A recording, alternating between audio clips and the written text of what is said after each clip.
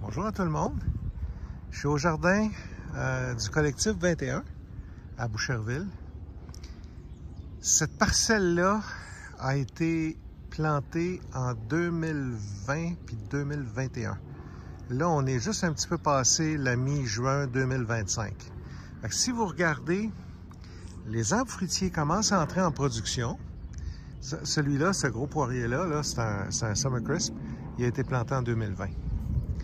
Donc, regardez, ça, c'est ce qu'on visait. C'est-à-dire, on a deux choix. Hein? Soit qu'on laisse la nature décider quelle plante va pousser, ou on le décide, ou on fait quelque part entre ces deux choix-là. C'est-à-dire, on laisse certaines plantes indigènes se naturaliser, puis on en plante quelques-unes. Je pense que ça, c'est de la consoude. On en plante quelques-unes pour aider la pollinisation, pour compléter un certain écosystème. Donc, si j'avance, vous allez voir que ce qui est le fun, c'est pas toutes des plantes comestibles. C'est une forêt nourricière, ou une forêt jardin, mais regardez, les poires sont super belles. Ça, c'est des poires Summer Crisp. L'an passé, il en a fait au-dessus de 400. Cette année, il va être plus tranquille, une coupe de 100, puis l'an prochain, ça va être encore sa grosse année. Fait que si vous regardez, on a vraiment soit planté pour prendre la place ou laissé de la place pour des plantes indigènes. Puis ça, c'est un cassier, comme vous pouvez voir. Le cassis va être prêt bientôt, là, dans quelques semaines. Fait que si, même les allées, nos jardiniers ici ont planté... Ils ont planté du trèfle, puis un petit peu de graminées. Fait que ça fait... on marche, il y a des pollinisateurs. Tu sais, on est vraiment dans une optique de garder nos pollinisateurs le plus longtemps localement ici. Si on se promène, vous allez voir... Tiens. Vous allez voir un petit peu de fraises. Il y a des lupins. Il y a un plant de bardane qui a décidé de d'aller là. Il y a du lupin. Celui-là est un peu plus dégarni, mais de ce côté-là, si on n'a pas pris la place, la nature l'a prise. Donc, on a encore... Ça ici, c'est des noisetiers.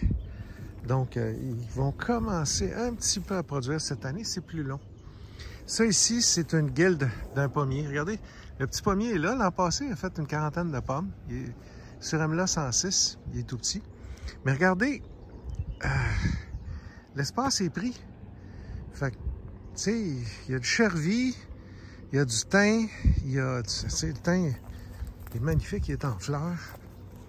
Ça, c'est le thym. Ça ici, c'est la camomille sauvage. Pas grave, camomille indigène. Le petit pommier est là, j'ai mis un piège à carpocaps. Des gadelles, un peu de trèfle qui a décidé de venir nous faire le plaisir de venir prendre la place. Il y a du chervi, des noisetiers, je vois des oignons égyptiens, des échalotes de Sainte-Anne. On voulait pas s'acheter une job, on voulait vraiment que tout l'espace soit pris. Puis s'il y a quelque chose qu'on veut pas, on va l'enlever. Plutôt que de tout enlever, puis de tout réenlever, puis réenlever, puis réenlever. Puis travailler fort. Ça, si je me trompe pas, c'est du mélilo. Je me souviens plus, pas sûr. Mais ça ici, c'est de l'origan. Ça sent super bon. Il y a plein d'origan ici. Il y a des... Ça, ces gadelles-là, là, c'est des monstres. Ça vient gros. Ils sont bonnes. Là, ils sont petites encore, mais ils vont doubler de volume. Fait que, voyez-vous, l'espace est pris. Puis après, c'est au jardinier, au comité de jardin de décider qu'est-ce qu'il priorise. S'il y a une plante à enlever, ben, elle va être enlevée. Mais l'idée, c'est de jardiner à partir de ça pour avoir une biodiversité au pied des fruitiers. Fait que, là, ici, ça, c'est le poirier. Ça, c'est le Rescue. Ça fait des grosses poires. Ça, pour de vrai, une poire, une tarte, ça, c'est vrai, celle-là. Puis, il est encore plein. À chaque année, ben, pas plein, mais il en fait pas mal. Des belles grosses poires. Ça, c'est septembre, puis Summer Crisp est mi-fin août. Ça, c'est un plant de livèche heureux. Il est plus grand que moi. Voyez-vous? Ça, c'est des abricotiers. Étant donné qu'ils sont auto-stériles,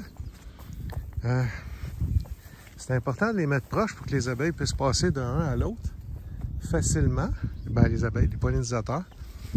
Celui-là, il n'y en a pas tant. Il y en a. Ben, quand je dis qu'il n'y en a pas tant, il y en a quand même quelques centaines, là.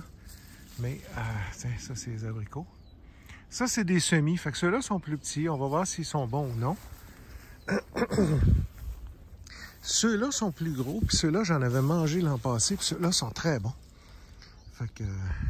il y a du charançon dedans, mais ils les ont pas toutes démolis. Ça, c'est pas pire. Celui-là est plus productif. Ce troisième-là, lui, il est vraiment ça coche la production, là. On a protégé avec des filets à moelle fine une partie de la production, mais pas toute.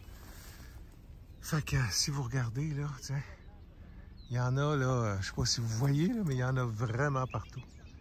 Ouais, fait que ça, c'est juillet, fait que ça s'en vient. Ah, on laisse on laisse de l'asclépiade pour les monarques. Je sais que c'est un peu invasif, mais on la laisse. Il y a de la monarde. Ça va fleurir plus tard. Fait que ça, c'est magnifique pour les pollinisateurs. Fait que c'est ça. L'idée, c'était... Le plan, c'était vraiment de... Puis j'avais vu de laisser certaines zones se naturaliser, mais c'est une naturalisation un petit peu dirigée. Puis si je ne me trompe pas, j'ai vu des vidéos, je vais essayer de les retrouver, de Mme Lespinasse en France, qui faisait des haies fruitières, mais qui laissait comme 1,5 mètre. Il y avait les arbres fruitiers dans le milieu, mais elle laissait comme 1,5 mètre ou 2 mètres naturalisés entre les fruitiers. Comme ça, les oiseaux, les batraciens, bon, les grenouilles, tout ça, les crapauds, les reptiles, dans notre cas, les couleuvres, peuvent avoir un habitat, puis contrôler les ravageurs. C'est toujours ça le but. Fait que si on regarde ici, ben des ravageurs, des pucerons, je suis obligé de vous dire, il y en a, là, mais ils vivent pas longtemps parce qu'il y a beaucoup de coccinelles, beaucoup de guêpes parasitoïdes. Regardez la différence entre une forêt-jardin, vous la voyez là, puis, ça c'est les noisetiers, puis ça c'est, on a commencé avec ça. C'est une prairie qui est fauchée pour nourrir les chevaux. Fauchée quelques fois par année. C'est des graminées puis des légumineuses, là, du trèfle. Puis, fait que, vous voyez la différence de productivité entre ça, puis là on arrive au jardin à partir d'ici. Là-bas c'est des beaux noyers, pommiers. On a vraiment laissé... Là, c'est pas un laisser-aller, hein? C'est vraiment pas un laisser-aller. Ce jardin-là a été étudié. On a passé énormément de temps à peaufiner ce design-là. Puis il n'est pas fini.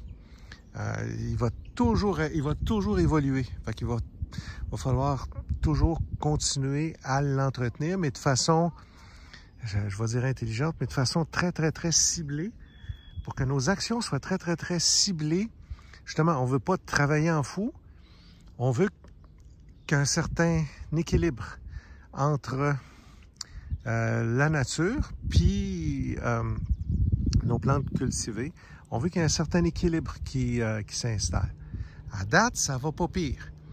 Mais comme vous pouvez voir, là, ça c'est un petit piège pour la mouche de la pomme. Elle n'est pas arrivée encore, elle va arriver bientôt. J'ai un piège à Carpocaps. Il y en a dedans, pas beaucoup, mais il y a un autre pommier là-bas qui en a plein. Tiens, il y en a-tu?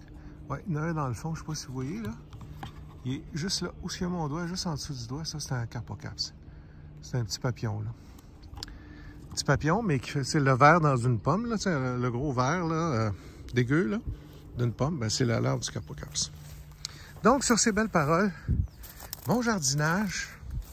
Comme vous pouvez voir, on ne vire pas fou sur le désherbage. Désherber, je sais pas, dans la nature, avec vous déjà, tu sais, La nature, elle produisait sans nous, puis elle va produire après nous aussi, puis elle se désherbe pas, là. Fait que, elle va être très fertile, très productive. Mais il faut accepter de jardiner d'une façon un peu plus différente, Mais ça produit. On ne mesure pas quand même, il faut faire attention. Je m'adresse plus aux jardins collectifs, jardins solidaires, jardins communautaires, les jardins des villes. On ne mesure pas notre rendement en nombre de kilos par hectare. On mesure le rendement sur une base qui n'est pas commerciale, c'est-à-dire qu'on est, des membres inscrits, donc on regarde c'est quoi le rendement versus le travail qu'on y met. C'est quoi le rendement en fruits, en légumes, mais c'est quoi le rendement aussi en briser l'isolement, en tissant des liens sociaux. Je sais que ça fait pas de sens monétaire, ce que je dis là, mais ça fait beaucoup de sens humain.